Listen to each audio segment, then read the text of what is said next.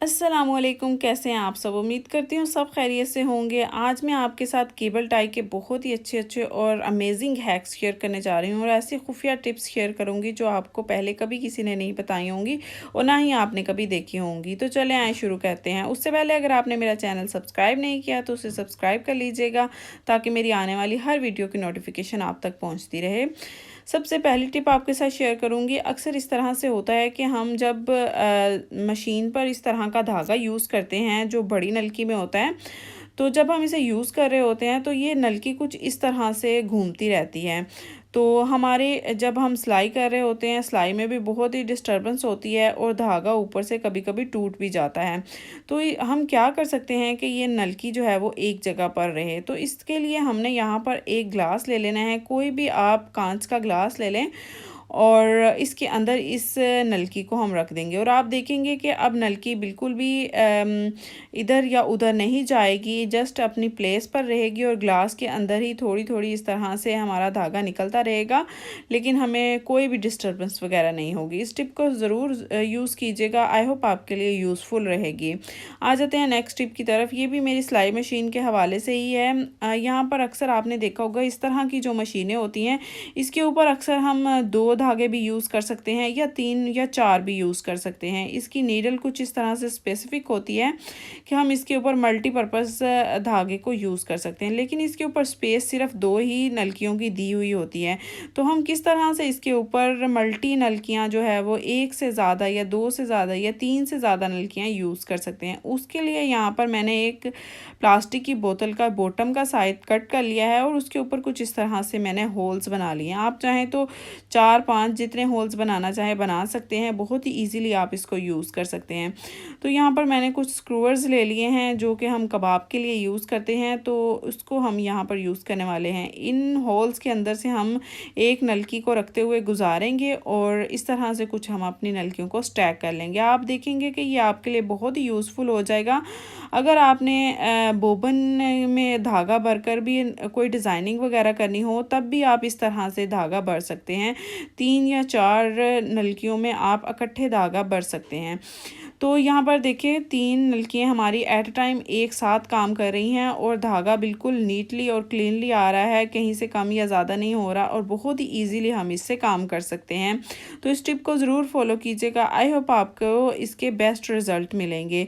आ जाते हैं next tip की तरफ। तो इस तरह की नीडल्स अक्सर हमारे घर में होती हैं और हम जब इनको यूज़ कर लेते हैं या तो हम इसको नलकी में लगाकर इसी तरह से रख देते हैं, जब हमने बाद में नलकी निकालना होती है तो हमारे हाथ में अक्सर ये चुभ जाती हैं या अक्सर मिसप्लेस भी हो जाती हैं, जबकि इसका मिसप्लेस होना बहुत ही डेंजरस होता है। तो इसको हम किस तरह से सेव करके रख सकते हैं, तो यहाँ पर देखें एक फ्री ऑफ कॉस्ट हमने इसका ऑर्गेनाइज़र बना लिया है। यहाँ पर मेरे पास एक पेन था जो कि ख़राब हो चुका था, ख़त्म हो चुका था। उसका जो शेल है वो मैंने ले लिया है और उसके ऊपर का कैप भी हम यूज़ करने वाले हैं। इसके अंदर का लेड मैंने निकाल दिया और इसके अंदर हम अपनी सारी सुइयों को इस तरह से भर लेंगे। तो अब आप जब भी आपको ज़रूरत हो आप जोन सी मर्ज़ी नीडल इसमें से निकाल सकते हैं और यूज़ कर सकते हैं और दोबारा इसी तरह से कैप लगाकर इसको सेव करके आप रख सकते हैं। तो ये हमारी बहुत सी नीडल्स इसके अंदर ऑर्गेनाइज हो गई हैं और आप हम इसको कहीं भी रख सकते हैं। तो बहुत ही अमेजिंग टिप है, ज़रूर इसको फॉलो कीजिएगा। तो मेरी टिप्स एंड ट्रिक्स अगर आपको अच्छी लग रही हैं तो काइंडली मेरे चैनल को ज़रूर लाइक कीजिएगा, सब्सक्राइब कीजिएगा और अपनी फ्रेंड्स और फैमिली के साथ ज़रूर शेयर कीजिएगा और इस वीडियो को ज़रूर लाइक कीजिएगा। तो यहाँ पर आ जाते हैं नेक्स्ट टिप की तरफ। अक्सर जब हम इस तरह का स्कार्फ यूज़ करते हैं तो उसके ऊपर जब हम पिन को यूज़ करते हैं, इस तरह की सेफ्टी पिन होती है, तो हमारे इस तरह से कोई धागे निकलना शुरू हो जाते हैं जो कि बहुत ही ख़राब लगते हैं बाद में और हमारा स्टॉलर जो है वो ख़राब हो जाता है। और जब हम इसको बाइंड कर लेते हैं स्कार्फ को टाइटली अपने सर पर, तो कुछ इस तरह से ये सेफ्टी पिन के अटकने का या इसके अंदर स्टक होने का भी बहुत ज़्यादा खदशा होता होता है और हमारा स्कार्फ़ बहुत ख़राब हो जाता है। जबकि हमारा स्कार्फ़ बहुत ही खूबसूरत होता है और हम चाहते हैं कि इसके धागे वगैरह ना निकलें, तो हम क्या कर सकते हैं कि हमने एक सेफ्टी पिन ले लेनी है और इसको यूज़ करने से पहले इसके अंदर कुछ इस तरह का एक स्टोन हम डाल देंगे और आप देखेंगे कि स्टोन डालने से आपका स्कार्फ़ बिल्कुल भी ख़राब नहीं होगा।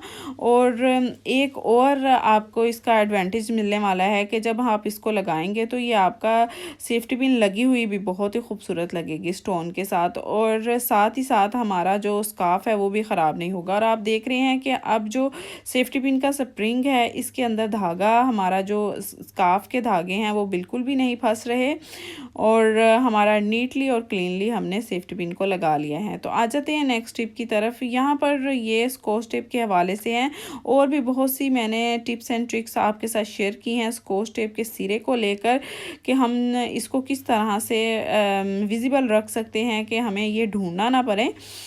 तो उसके लिए आज एक और मैं आपके साथ टिप शेयर करने जा रही हूँ। यहाँ पर हमने सिरा इसका निकाल लिया है और अब हम इसको किस तरह से विजिबल बना सकते हैं उसके लिए यहाँ पर मैंने एक सेफ्टी पिन ले ली है और सेफ्टी पिन को कुछ इस तरह से इसके ऊपर लगा देंगे। सेफ्टी पिन बहुत ही विजिबल रहेगी हमारे लिए और हमारे लिए यूज़फुल रहेगी इसको ढूंढने में भी।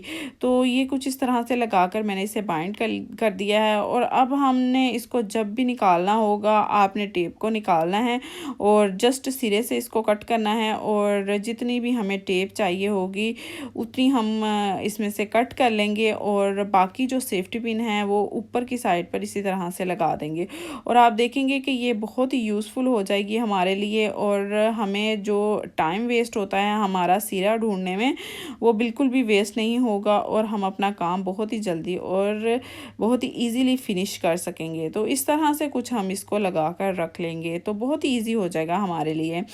और आ जाते हैं नेक्स्ट टिप की तरफ। यहाँ पर इस तरह की कीज़ हमारे पास बहुत ज़्यादा होती हैं या कभी कभी एक जैसी कीज़ होती हैं और हम इसे एक ही रिंग में डाल कर रखना चाहते हैं लेकिन हमारे पास कोई रिंग नहीं होता। तो हम इसके लिए क्या कर सकते हैं कि हम इसको किसी ऐसे टाइट रिंग में डाल कर रखेंगे कि जो टूटे भी ना।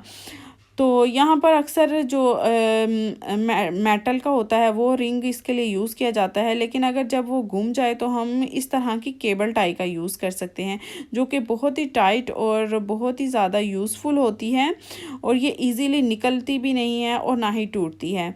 तो यहाँ पर देखिए कुछ इस तरह से हम केबल टाई को बंद कर लेंगे और जितना भी हमें रिंग चाहिए होगा हम इसका रिंग बना लेंगे। तो अब एक और टिप मैं आपके साथ यहाँ पर शेयर करूँगी कि अक्सर ऐसा होता है कि हमने केबल टाई को गलत बंद कर लिया होता है और हम इसे खोलना चाह रहे होते हैं लेकिन ये खुलती नहीं है। तो आज इसको मैं ओपन करने का आपके साथ एक बहुत ही खुफिया तरीका शेयर करने जा रही हूँ। आई होप आपको ये बहुत पसंद आएगा क्योंकि ये बहुत ही यूज़फुल टिप है आप सबके लिए। तो यहाँ पर आप देखेंगे कि ये छोटा सा जो होल होता है इसके अंदर एक छोटी सी स्ट्रिप होती है जो कि बहुत ही अनविजिबल होती है, लेकिन अगर आप इसे देखेंगे तो आपके लिए बहुत ही ज़्यादा आसानी हो जाएगी इसको निकालने में। आपने उसको थोड़ा सा अपनी तरफ पुश करना है और इस केबल टाई को बाहर निकाल लेना है। कुछ इस तरह से ये निकल जाएगी। आपने वीडियो पर ज़्यादा फोकस करना है ताकि ईजिली आप इसे निकाल सकें। तो ये देखिए कुछ इस तरह से अब हम इसको कट कर लेंगे। तो ये थी मेरी आज की टिप्स एंड ट्रिक्स और हैक्स। आई होप आपको ये पसंद आए होंगे। तो ये देखें यहाँ पर ये कुछ इस तरह से एक छोटी सी स्ट्रिप होती है, इसको हमने पुश करना है तो हमारी केबल टाई इजीली ओपन हो जाएगी।